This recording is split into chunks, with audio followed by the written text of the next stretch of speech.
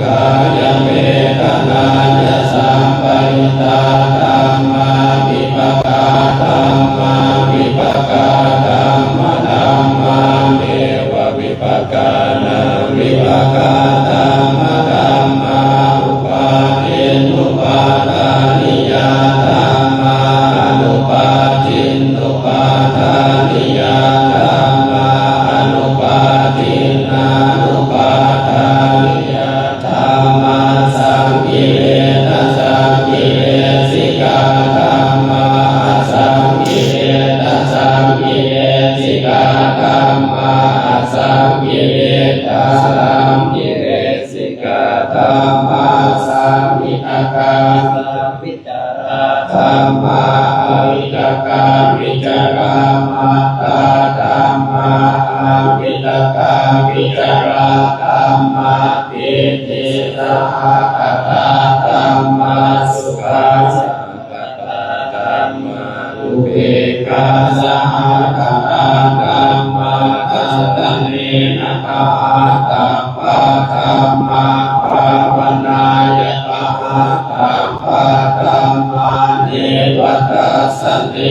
นะภาวนายปะหาตัปปะธัมมาทัสสเนนะภาตัปปะเหตุกาธัมมาภาวนายปะหาตัปปะเหตุกาธัมมาเนวตัสสเนนะภาวนายปะหาตัปปะเหตุกาธัมมาอาจยคามิโนธัมมาอาปัจจยคามิโนธัมมาเนวจยคามิโนนาปัจจยคามิโนธัมมาเสกขาธัมมาเสกขาธัมมาเนวเสกขานาเสกขาธัมมาปริตตาธัมมามหาคตาธัมมาอัปปมานาธัมมาปริตตารมนาธัมมามหาคตารมนาธัมมาอัปปมานา ธัมมาทินาธัมมามัชฌิมาธัมมาปณิตาธัมมาวิสตานิยตาธัมมาสัมมาทานิยตาธัมมาอันนิยตาธัมมามะการมนาธัมมามะคาเหตุกาธัมมามะคาติปกิโนธัมมาอุปนาธัมมาอนุปนาธัมมาอุปาทิโนธัมมาดิธัมมาอนาคตาธัมมาปัจจุบันธัมมาอธิการมนาธัมมาอนาคตารมนาธัมมาปัจจุบันนาธัมมาสัจจตาธัมมาปิยกาธัมมาอัจฉตาปิยกาธัมมาอัจฉตารมนาปิยการมนาธัมมาอัจฉตาปิยการมนาธัมมาสนิทัสสนะสัพพติกาธัมมาอนิกาสนะสัพพติกาธัมมาอนิกาสนะปฏิกาธัมมาเหตุปัจจโยการัมมณปัจจโยอธิปติปัจจโยอนันตรปัจจโยสมานันตรปัจจโยสัสสะปัจจโยอัญญมัญญปัจจโยนิสัญญปัจจโยอุปนิสัญญปัจจโยปุเรชาตปัจจโยปัสสะชาตปัจจโยอาเสวนปัจจโยธัมมปัจจโยวิรัตปัจจโยอาหารปัจจโยอินทริยปัจจโยสานปัจจโยจโยสัมปโยทัพปัจจโยปิมโยทัพปัจจโยอาทิปัจจโยนาทิปัจจโย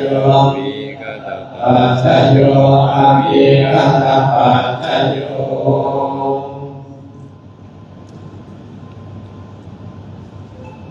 ที่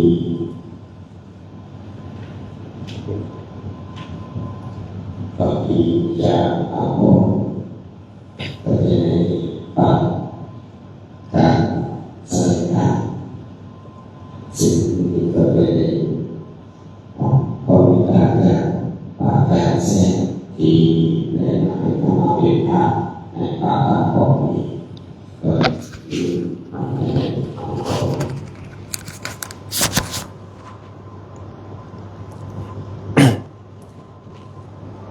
ฟังธรรมน้อยหนึ่งเนาะ ขอโอกาสพระสงฆ์ขอโอกาสพระเถระกล่าวพระกิณกสาระธรรมจำเล็กน้อยนมัตถุรัตนตยัสสะขอความนอบน้อมของข้าพระเจ้าจงมีแด่พระรัตนตรัยอภิวันทนาน้อมพระจอมไตรอันล้ำค่าพระพุทธาผู้โลกตั้งเป็นองค์แก้วหน่วยปฐมอภิวาทกราบก้มพระธรรมทรงผ่องใสเลิศวิไลงามงดดังสุรีแยงพื้นผู้เป็นพื้นหน้าบุญล้นพระสังโฆองค์เอกวันธนานกใบขมากรมกราบการขอถวายความเคารพอาจารย์มหาเวียงศักดิ์ผู้เป็นประธานสงฆ์ณสถานที่นี้ด้วยความเคารพอย่างสูงตลอดถึงพระเถรานุเถระเพื่อนสาธรรมิกทุกหมู่ทุกองค์ขอความสุขความเจริญจงบังเกิดมีแก่ญาติธรรมทุกคนทุกทางที่ได้สละเวลามาพร้อมกันบำเพ็ญกุศลอุทิศแด่ดวงวิญญาณของพระอาจารย์ใหญ่มหาบุญมาสิมาภูมิอดีตประธานอปสศูนย์กลางที่ได้ล่วงลับดับกันไปแล้วพวกเราก็ได้ร่วมกันไหว้พระสมาทานศีลฟังการสวดมาติกาไปแล้วลำดับต่อไปร่วมกันฟังธรรมจากเล็กน้อยชาหาราภิจเยวุฒาเยภาลาเยจะปันดิตาอัฏฐาเจวะจาริตถาจาสัพเพมัจจุปรายานา ยะถาภิกุมภการัสสะกตังมัตติกาภาชนังพุทธกันจามหันตัญจายัญจะปะกังยัญจะอามากังสัพพังเทธาปริยันตังเอวังมัจจานาชีวิตัง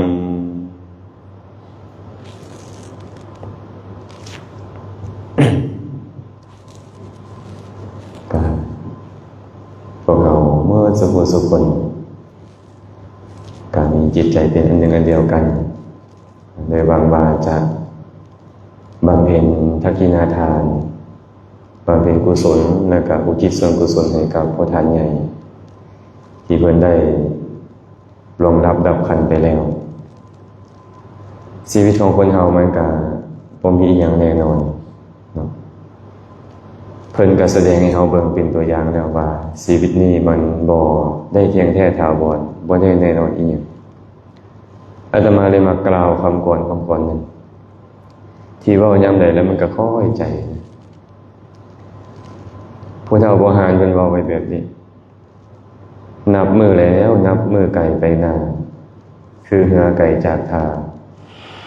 คือเวลาบ่อวยโค้งหันปิ้นตาวคืนมันหากมีพดมีพื้นเศร้าแดดอกแก้มนำธรรมดาเมืองคนเปลี่ยนวนหมุนเลี้ยวคือจังเหี่ยวลำไม้สุดปลายไม้ไผ่สุดสวยไปคือปีกล้วยในต้นวางเกลือบ่มีเหลือคาข้างอีหยังดอกจากยางมีแต่หอยหูบใบพอให้หูบดอกวางพี่น้องเอ้ยเพิ่นว่าไว้จังซี่นับมือแล้วเนาะนับมือแล้วนับมือไก่ไปหน้าคือเหือไก่จากทาชีวิตของพวกเราคือกันมันเริ่มต้นจากการเกิดขึ้นมาแต่ก็ก้าวออกไปเรื่อยการเกิดนี่เหมือนกับอยู่เทียมทาแล้วมันไกลออกไปไกลออกไปไกลออกไปเรื่อยๆคือเวลาบวยโค้งหันปิ้นตาวคืน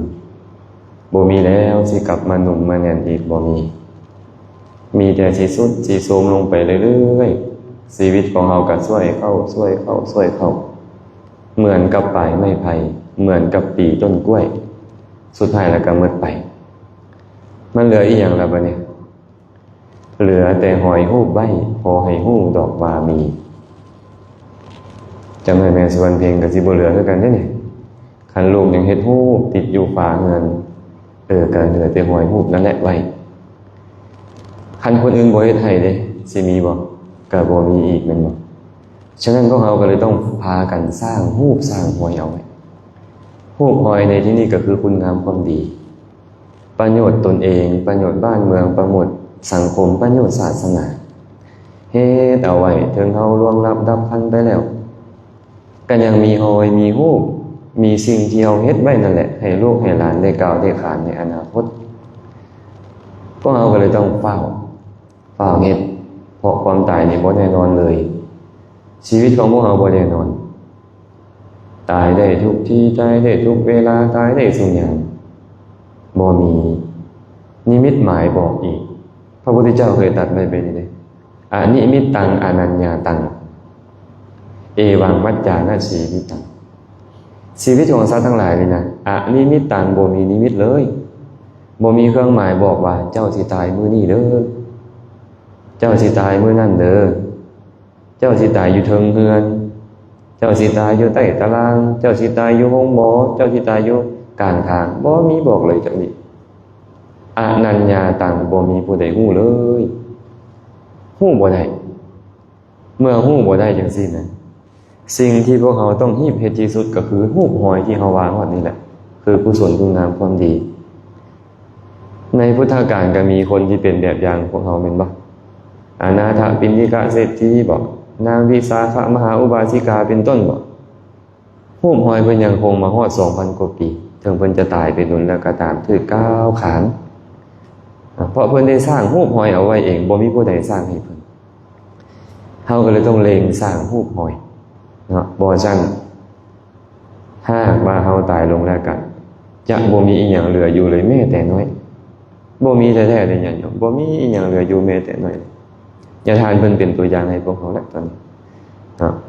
หลายๆคนมักสร้างความมั่งคั่งทางด้านกำลังกายด้านกำลังทรัพย์ด้านยศถาบรรดาศักดิ์แต่สุดท้ายก็ต้องตายคือเก่าสุดท้ายก็ต้องตายคือเก่าพระพุทธเจ้าได้ตรัสไว้แบบนี้ว่าถ้าราปิจะเยวุธาเยภาลาเยจะปันดิตาอัฏฐาเจวะทริธาจะสัพเพมัจจุปรายนาคนหนุ่มก็ต้องตายเด้อคนหนุ่มคนน้อยก็ต้องตายเยวุธาคือผู้เฒ่านี่แหละเนาะผู้เฒ่าก็ต้องตายคนแก่ก็ต้องตายเยภาลาเยจะปันดิตาคนพาลผู้โง่เขาผู้ซั่วซ่าลามกปันใดก็ต้องตายบัณฑิตนักปราชญ์ฉลาดอาจรู้เก่งกล้าสามารถปันใดก็ต้องตายอัฏฐาเจวะทริธาจะคนมั่งคั่งร่ำรวยหรือคนยากจนอนาถาปันใดก็ต้องตายทั้งหมดเลยเอวังมัจจานะชีวิตังสัพเพมัจจุปรายนาเพราะว่าสัตว์ทั้งหลายทั้งหมดทั้งมวลนี่มีความเป็นไปแบบนี้คนหนุ่มน้อยก็ตายและตายได้ตลอดเวลาคนเฒ่าคนแก่ก็ตายได้ตลอดเวลาคนพาลผู้โง่เขาซั่วซ่าลามกเฮ็ดบ่ดีปานใดก็ตายตรงกันข้ามนี่ล่ะนักปราชญ์บัณฑิตฉลาดอาจรู้ปานใดโดยที่สุดเป็นพระสัมมาสัมพุทธเจ้าผู้ประเสริฐที่สุดในโลกสุดท้ายก็ต้องเข้าสู่ปากของพญามัจจุราชคือความตายในที่สุดบ่มีดอกผู้เกิดมาแล้วจะบ่ตายเนาะมั่งคั่งร่ำรวยปานใดก็ตายทุกข์ยากอนาถาปานใดก็ตายทุกชีวิตที่เกิดขึ้นมาแล้วต้องตายนัตถิชาตัสสะอมรณังความบ่ตายของผู้เกิดมาแล้วบ่มีดอกต่างแต่ว่าจะไปตอนใดไปเวลาใดอันนั้นอีกเรื่องหนึ่งและบ่มีผู้ใดสามารถไปกำหนดรู้ได้เมื่อเราบ่รู้ได้ว่าเราจะไปตอนใดสิ่งที่พวกเราต้องเฮ็ดให้ด่วนที่สุดก็คือกุศลคุณงามความดีประโยชน์ตนประโยชน์ทานประโยชน์บ้านเมืองประโยชน์สังคมนั่นแหละคือสิ่งที่พวกเราต้องเฮ็ดเราต้องเล็งเฮ็ด เพราะเฮ็ดกระตายบ่เฮ็ดกระตายเป็นบ่นั้นแฮงเฮาได้มางานศพของญาติทานไปดินอนญาติทานเพิ่นเนาะเพิ่นเป็นผู้ที่บุคคลทั้งหลายเคารพยกย่องเพิ่นเนาะเบิ่งประโยชน์ตนประโยชน์ทานเพิ่นก็เฮ็ดไว้หลวงหลายเนาะแต่สุดท้ายแล้วเพิ่นก็ต้องละโลกนี้ไปเนาะบ่มีอีหยังเด้ที่มันจันเที่ยงแท้ถาวรเลยนี่นะก็ต้องได้ใส่ใจแบบนี้ได้ใส่ใจแบบนี้น้อมเข้ามาหาตนเองว่าตนเองก็มีแบบนั้นเป็นธรรมดาหากเราบ่ได้พินิจพิจารณาเข้ามาหาตนเองเลยนี่นะเราจะประมาทเลินเล่อจะประมาทมัวเมาได้หากเราได้ใส่ความตายเนี่ยมาพิจารณาพ้นทุกข์ได้พร้อมอย่างนี้ทุกข์ในปัจจุบันก็ตามทุกข์ในอนาคตก็ตามในคัมภีร์อังคุตรนิกายปัญจกนิบาตพระผู้มีพระภาคเจ้าได้ตรัสกับภิกษุทั้งหลายแบบนี้ว่าภิกษุทั้งหลายฐานะ5ประการนี้ที่บุคคลควรพิจารณาอยู่เนืองๆบ่ว่าเขาจะเป็นผู้หญิงก็ตามผู้ชายก็ตามบ่ว่าเขาจะเป็นบรรพชิตก็ตามเป็นคฤหัสถ์ก็ตาม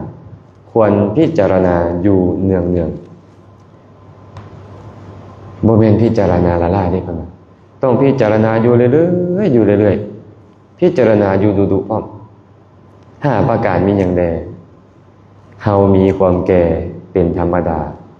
บ่สามารถล่วงพ้นความแก่ไปได้เฮามีความเจ็บไข้เป็นธรรมดาบ่สามารถล่วงพ้นความเจ็บไข้ไปได้เฮามีความตายเป็นธรรมดาบ่สามารถล่วงพ้นความตายไปได้เฮาจะต้องพัดพรากจากของฮักของห่วงแหนทั้งหมดทั้งมวลไปเป็นธรรมดาบ่สามารถล่วงพ้นไปได้เฮามีกรรมเป็นของตนเป็นผู้ให้ผลเป็นแดนเกิดเป็นเผ่าพันธุ์เป็นที่พึ่งอาศัยเฮาเฮ็ดกรรมอันใดไว้จะดีหรือชั่วก็ตามเฮาเท่านั้นจะเป็นผู้เสวยวิบากผลของกรรมนั่นเองทำ5ประการนี้เราต้องพิจารณาอยู่เรื่อยๆเฮาได้พิจารณากันได้บ่ครับตอนยังหนุ่มยังน้อยเฮาก็บ่ได้พิจารณาตรงเนาะว่าเฮาจะแก่เห็นบ่ตอนยังมีเหือแห้งดีก็บ่ได้คิดดอกว่าจะป่วยตอนยังได้ดีมีสุขก็บ่ได้คิดว่ามันจะต้องพัดพรากจากสิ่งทั้งหมดทั้งมวลนี้ไปแต่สุดท้ายแล้วมันก็ต้องเป็นไปตามกฎเกณฑ์ของมันแบบนั้นเมื่อเฮารู้แล้วว่ากฎเกณฑ์ของธรรมชาตินี่มันต้องแก่ต้องเจ็บต้องตายต้องพัดพรากเป็นต้นได้ผู้ใดเฮ็ดอันนั้นผู้นั้นต้องเฮ็ดผู้ใดเฮ็ดอันใดผู้นั้นต้องได้เสวยผลของมันเองคันพิจารณาอยู่แบบนี้มันจะมีประโยชน์มันจะเฝ้าเร่งสร้างแต่กุศลคุณงามความดีพระพุทธเจ้าได้ตรัสว่าเพราะเหตุใดเนาะเฮาจึงต้องพิจารณาอยู่เนืองๆอยู่เรื่อยๆว่าเฮามีความแก่เป็นธรรมดาภิกขุทั้งหลายเอ้ยเพราะว่าหมู่สัตว์ทั้งหลายมีความมัวเมาในความเป็นหนุ่มสาวเป็นธรรมดาอันเป็นเหตุให้เฮ็ดชั่วด้วยกายวาจาใจแต่ถ้าเขาได้พิจารณาอยู่เนืองๆว่าเขามีความแก่เป็นธรรมดาเขายอมละความมัวเมาในความเป็นหนุ่มสาวเสียได้โดยสิ้นเชิงหรือเบาบางลงได้นี่แหละจึงต้องพิจารณาอยู่เป็นประจำว่าเขาต้องแก่เป็นธรรมดาลุกกันยากเลยมันว่าเป็นสุวรรณเพียงเพิ่นเว้าเลยเมื่อกี้คันว่าอยากจะอิงอยู่นี่นะจะนั่งอยู่บนธรรมดาก็เริ่มบ่ได้แล้วมันต้องมีบนอิงบนพิงไปนี่แหละความแก่ชรามันบอกเขาหากเขาได้พิจารณาว่าโอ้ยค่อยต้องแก่เด้อค่อยต้องแก่ค่อยเฮ็ดหยังได้เนาะตอนแก่แล้วตอนยังหนุ่มนี่ค่อยเฮ็ดหยังอีกได้แดเขาก็ต้องฟ้าวเฮ็ดตั้งแต่ตอนยังเป็นหนุ่มนี่บาปอกุศลในใจของเขาก็ต้องลดละลงเป็นธรรมดาฮะเขาได้พิจารณาอยู่นึงหลายคนบ่ได้พิจารณาว่าเขาจะแก่พอแก่แล้วยอมรับบ่ได้ยืดแล้วยืดอีกแม่นบ่ไปเจอหน้าหมอว่าเป็นพี่น้องกันแล้วเป็นยืดหน้าย้อนอย่างยอมรับความแก่ชราบ่ได้นี่แหละทุกข์บ่ทุกข์พอเวลาประสบพบพอแล้ว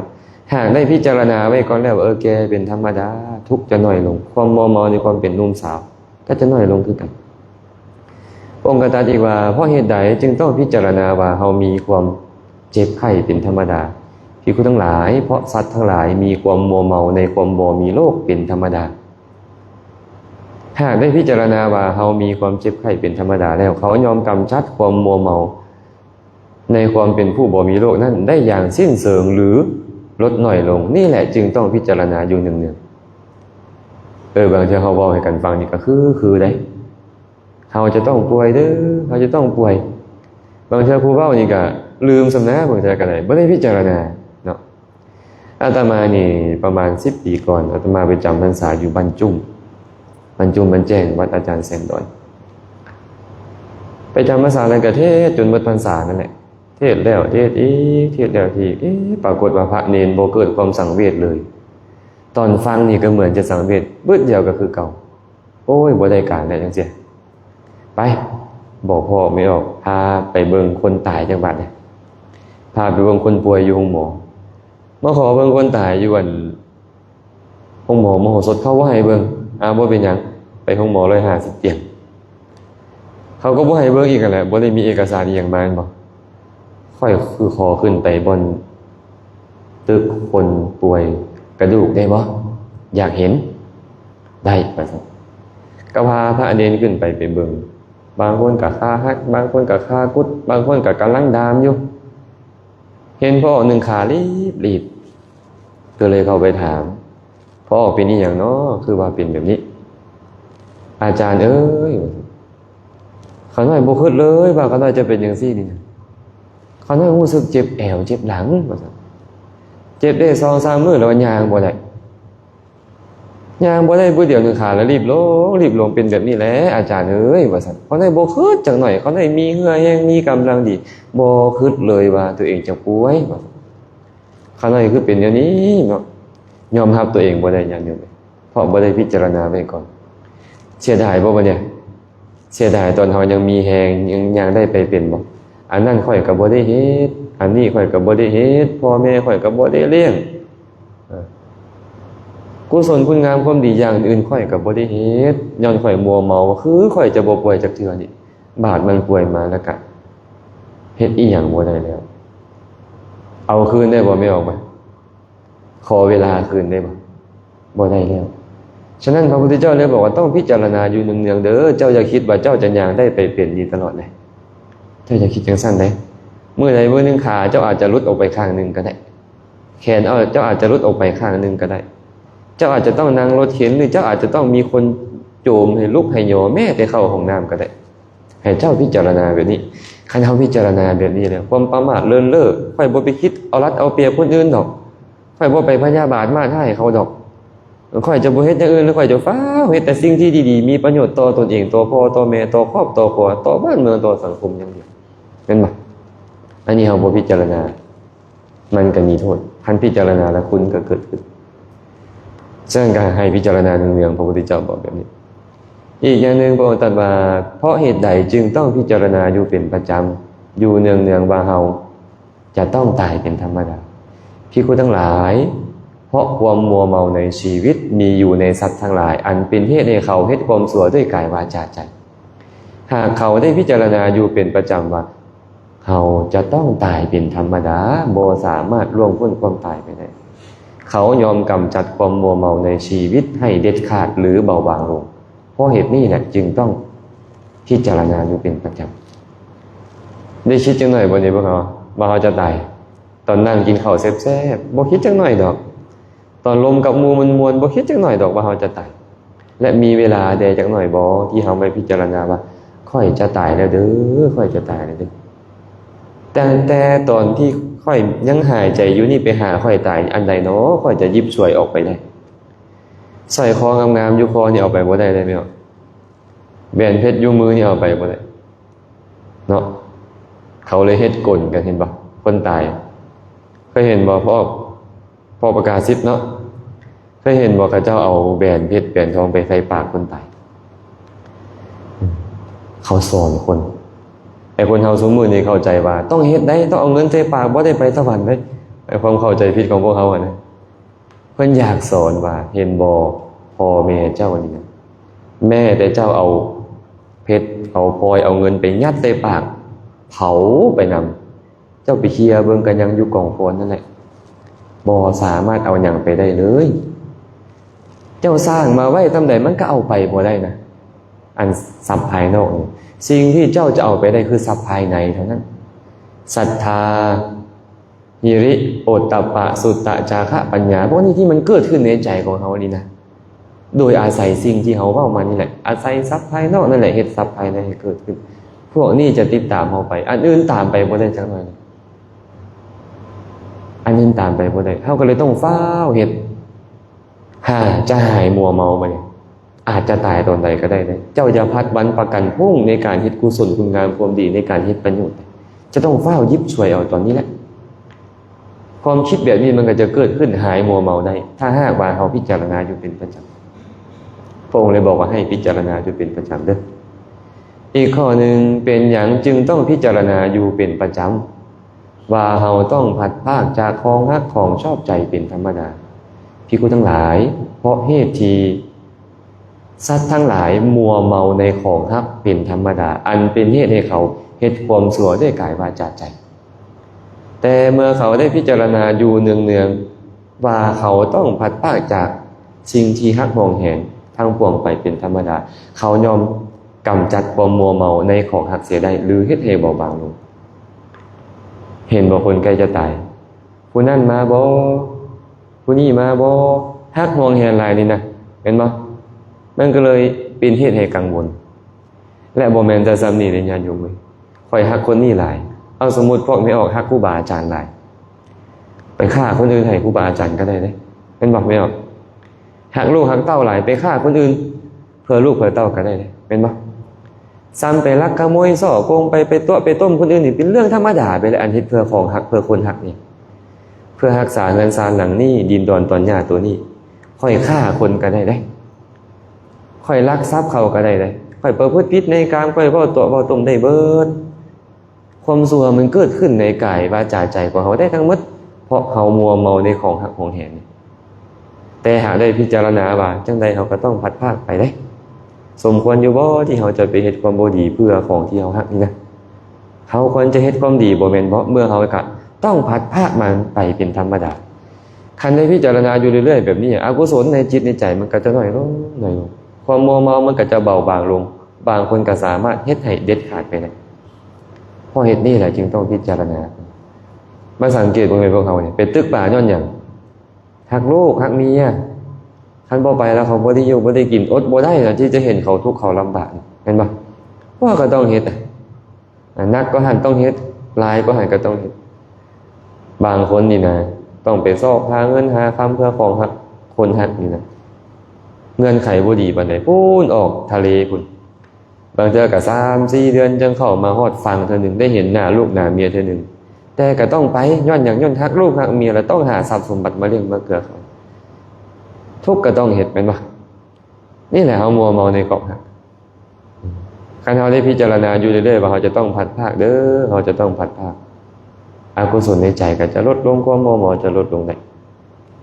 อีกอย่างหนึ่งพระพุทธเจ้าบอกว่าเป็นอย่างจึงต้องพิจารณาอยู่เนืองๆว่าเฮามีกรรมเป็นของตนได้มีกรรมเป็นผู้ให้ผลเป็นแดนเกิดเป็นเผ่าพันธุ์เป็นที่พึ่งอาศัยเด้อเจ้าจะเฮ็ดกรรมอันใดอันหนึ่งจะดีหรือชั่วก็ตามเจ้าเท่านั้นที่จะเสวยผลของมันเองเทวดาฟ้าแทนบ่ได้มาเฮ็ดความดีความชั่วแทนเจ้าได้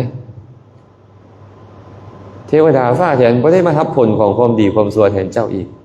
เจ้าผู้เดียวเท่านั้นเฮ็ดเองเสวยผลของมันเองเมื่อเขาพิจารณาอยู่ว่าเขามีกรรมเป็นของตนอยู่แบบนี้เขายอมละความชั่วอันเป็นเหตุให้เฮ็ดกรรมชั่วทางกายวาจาใจนะเขายอมละกายกรรมชั่ววจีกรรมชั่วมโนกรรมชั่วจะสมาทานประพฤติแต่กายกรรมดีวจีกรรมดีมโนกรรมดีนี่แหละจึงต้องพิจารณาอยู่เนืองๆเอาสมมุติไม่ออกเนาะกำลังจับกบขึ้นมาเสียวมีดครัวใส่มันอยู่นะคันเอาฮู้เขาว่านึกตอนนั้นว่าเมื่อค่อยฆ่าเขาอกุศลเกิดขึ้นในใจของค่อยเองได้ต้องเสวยผลของมันในอบายทุกติวินิบาตเกิดมาภพชาติใดค่อยจะต้องมีอายุสั้นได้เฮาก็จะเห็นโทษมันเป็นเฮาก็จะลดละเลิกมันได้ลดละเลิกมันได้เฮาจึงต้องพิจารณาอยู่แบบนี้นี่แหละเหตุผลที่ต้องพิจารณาอยู่เป็นประจำว่า เฮามีความแก่ความเจ็บความตายความพัดพรากจากของฮักของแหงและมีกรรมเป็นของตนต้องเสวยผลกรรมของตัวเองซ้ำนี้บ่พอพระพุทธเจ้าบอกว่าบ่แม่นแต่เท่านี้ได้เพิ่นว่าบุคคลควรพิจารณาเนืองๆว่าบ่แม่นแต่เฮาดอกที่มีความแก่ความเจ็บความตายความพัดพรากจากของฮักของแหงมีกรรมเป็นของตนนี้โดยที่แท้แล้วสัตว์ที่มีการมามีการไปมีการจุติมีการอุบัติล้วนแล้วแต่มีความแก่เป็นธรรมดาเหมือนกันมีความเจ็บเป็นธรรมดาเหมือนกันมีความตายเป็นธรรมดาเหมือนกันเขาทุกคนต้องพัดพรากจากของฮักของแหงเหมือนกันกับเขาและเขาทุกคนต้องเป็นเจ้าของผลของกรรมที่เขาเฮ็ดต้องเสวยผลของเขาเองเป็นธรรมดาแบบนี้เมื่อเขาพิจารณาอยู่แบบนี้เฮาฉันใดเขาฉันนั่นเขาฉันใดเฮาฉันนั่นมักยอมเกิดขึ้นสติสัมปชัญญะมันยอมเกิดขึ้นอริยมรรคมันยอมเกิดขึ้นเขาเจริญอยู่เซิงมรรคนั่นอยู่เนืองๆอาสวะทั้งหลายยอมสิ้นไปสังโยชน์ทั้งหลายอนุสัยทั้งหลายยอมหมดสิ้นไปยอมบรรลุมรรคผลนิพพานนั้นเฮาสามารถใช้ความแก่ความเจ็บความตายในตัวเขาเองนี่แหละหรือแม้แต่ผู้อื่นก็ตามพิจารณาจนเป็นเหตุให้เขาเนี่ยบรรลุถึงมรรคผลนิพพานได้หรือกิเลสเบาบางลงได้แต่หากเขาไม่ได้พิจารณาเลยโทษมันก็เกิดขึ้นมันและบ่พิจารณาแล้วมันจะบ่เป็นแบบนั้นบ่เป็นคือเก่าเขาก็เลยต้องพิจารณาอยู่เรื่อยๆเมื่อเขามาฮู้แบบนี้ว่าเขาต้องตายเป็นธรรมดานี่นะเขาก็ต้องใช้ความตายของเขานี่แหละใช้ความตายของผู้อื่นนี่แหละมาพิจารณาให้สติปัญญามันเกิดขึ้นเฮามานี่นะเพื่อเจริญกุศลอุทิศให้เพิ่นก็จริงได้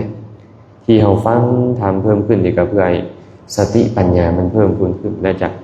ละบาปอกุศลทั้งหลายเฝ้าเล็งสร้างกุศลคุณงามความดีอันจะเป็นเหตุให้พ้นไปจากทุกข์ทั้งในปัจจุบันและอนาคตเนาะอาจารย์ก็ควรจะ